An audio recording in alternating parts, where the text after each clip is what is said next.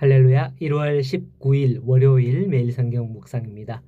오늘 말씀은 창세기 13장 1절에서 18절의 말씀입니다.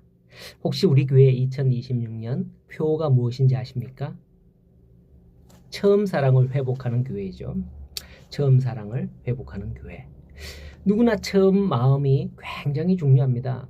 사람의 사랑도 첫사랑이고 그 첫사랑을 잊지 못하는 사람들 많지 않습니까? 우리 교회가 처음 시작할 때 또 그 첫 마음, 그것을 회복하고 올 한 해 새롭게 나아가게 되기를 소원합니다. 오늘 말씀 4절을 보면 그가 처음으로 제단을 쌓은 곳이라, 거기서 여호와의 이름을 불렀더라 라고 합니다. 이전에 무슨 일이 있었기에 아브라함이 이와 같이 처음 제단을 쌓은 곳까지 다시 돌아오게 되었을까요? 가나안 땅에 큰 흉년이 들었었습니다. 그래서 아브라함이 애굽으로 내려가기로 작정하고 갔는데 막상 애굽에 가려니까 한 가지 걸리는 문제가 있었죠.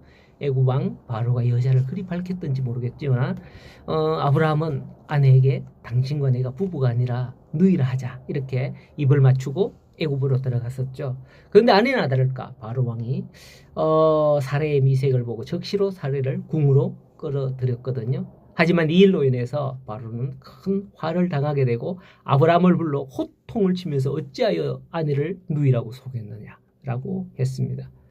바로 왕이 사례를 데려가라며 아브라함에게 심히 큰 재물을 사례를 데려가는 조건으로 주었지만은 하나님께 혼난 바로는 그걸 하나도 돌려받지 않고 아브라함에게 줘서 나가라 보냅니다.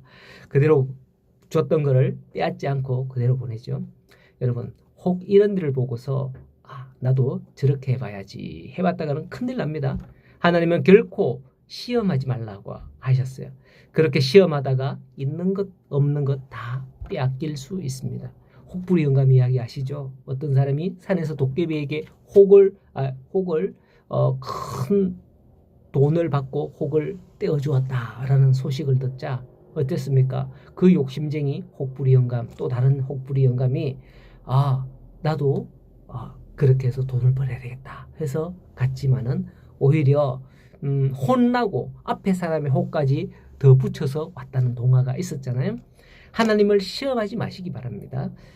자, 하지만 애굽으로 간 것은 아브라함의 실패였습니다. 그런데도 하나님의 특별하신 은혜로 말미암아 실패를 덮으시고 새 출발의 길을 열어주신 것이죠. 아브라함은 애굽에서 거짓말 때문에 수치를 당했지만 다시 처음 자리로 돌아와 여호와의 이름을 부름으로써 아마도 자신의 잘못을 회개하고 새로이 시작하지 않았겠나 싶습니다. 원래 우리가 함께 신앙생활 하면서 내가 돌이켜야 할 첫사랑, 첫 은혜, 첫 말씀, 그것은 무엇인지 생각해 봐야겠습니다. 그 처음 마음을 다시 가다듬고 신앙생활을 할 수 있기를 바랍니다. 우리 교회 개척 시작 때부터 있었던 사람은 그때 함께 했던 그 마음, 우리 하 목사님과 함께 했던 그 마음, 그리고 우리 교회 중간에 등록해서 새로 오신 분들, 새 신자, 새 가족들은 그때 내가 이 교회에 등록하기로 결심했던 그 마음을 꼭 기억하시기 바랍니다. 그런데 오절리아를 보면 한 가지 사건이 벌어져요. 아브라함과 조카 롯이 그쪽으로 다시 돌아왔지만은 이제 그 땅이 거하기에 좁아서 어려움을 겪게 된 거죠. 아마도 이 일은 5절, 4절, 5절인데 이게 4절에서 5절로 넘어가는 어떤 시간을 언급을 하지 않았지만은 이 일은 아마 애굽에서 돌아와서 한참 후에 벌어진 게 아닌가 생각이 됩니다. 애굽 바로 왕에게 좀 받기는 했지만은 설마 이렇게까지 퍼주었겠습니까? 그렇게 하지는 않았을 거예요. 그들이 가진 양과 소들을 먹이기에는 목초지가 넉넉하지 않았다라고 하는 거 볼 때 엄청나게 소와 양들이 많았던 것 같습니다. 그때 아브라함이 조카 롯에게 제안을 합니다. 8절에 아브라함이 롯에게 이르되 우리는 한 친족이니 너나 나나 내 목자나 네 목자나 서로 다투지 말게 하자. 네가 좌하면 나는 우하고 네가 우하면 나는 좌하리라 하면서 조카 롯에게 먼저 네가 선택을 해라 이렇게 합니다. 이 내용은 다 아시잖아요. 롯이 이때 어떤 선택을 합니까? 물이 넉넉하고 아주 목처지도 좋은 소돔과 고모라 땅을 택해서 떠나죠. 그때는 소돔과 고모라가 아직 멸망당하기 전이었습니다. 그런데 소돔과 고모라 땅 너무 좋은 그 땅을 조카 롯이 차지하고 탁 나 저 땅으로 갈래요. 탁 떠나고 나니까 남은 땅은 어떤 땅이냐? 허허벌판 그런 땅이었어요.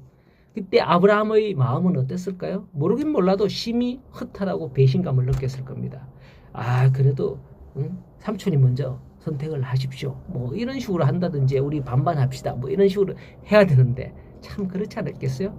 근데 이런 게 우리가 함께하는 신앙생활하는 이 교회 중에도 있을 수 있다는 거죠. 어떤 분은 성도를 서로 배려한다고 늘 양보하고 이렇고 손해만 보는 것 같은 그런 분이 계셔요. 근데 어떤 분은 깍지기처럼 자기가 먼저 챙기면서 자기 것만 챙기면서 남들은 아랑곳하지 않는 그런 분들도 있습니다.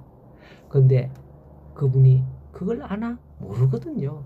그걸 이야기하면 나 상처받았다고 하고 막 그렇기 때문에 얘기도 못해. 예, 그럴 때 어떻게 해야 되죠? 아브라함이 그러한 허탈한 가운데 있을 때에 어떻게 됐습니까? 하나님이 다가오십니다. 14절에 보면 롯이 아브라함을 떠난 후에 여호와께서 아브라함에게 이르시되 너는 눈을 들어서 너 있는 곳에서 북쪽과 남쪽과 동쪽과 서쪽을 바라보라. 보이는 땅을 내가 너와 네 자손에게 주리니 영원히 이르리라 라고 하십니다. 그리고 계속 또 자손의 축복을 언급을 하시면서 이후의 말씀에 계속 이야기를 하죠.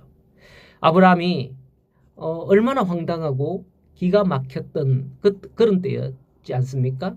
이럴 때 하나님께서 오셔서 이렇게 아브라함을 위로하고 축복하는 것을 볼 수 있습니다.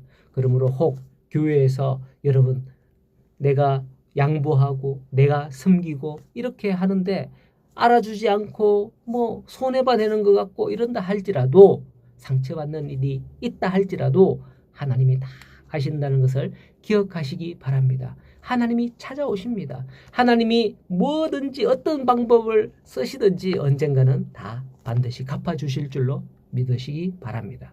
오늘도 우리가 살아갈 때 동쪽과 서쪽, 남쪽과 북쪽 어디를 가든지 가는 곳마다 하나님이 함께 하시는 우리 성도님들 되기를 축복합니다. 오늘도 행복한 하루, 한 주간 일터에서 시작하는 그런 날들이 다 되기를 축원합니다.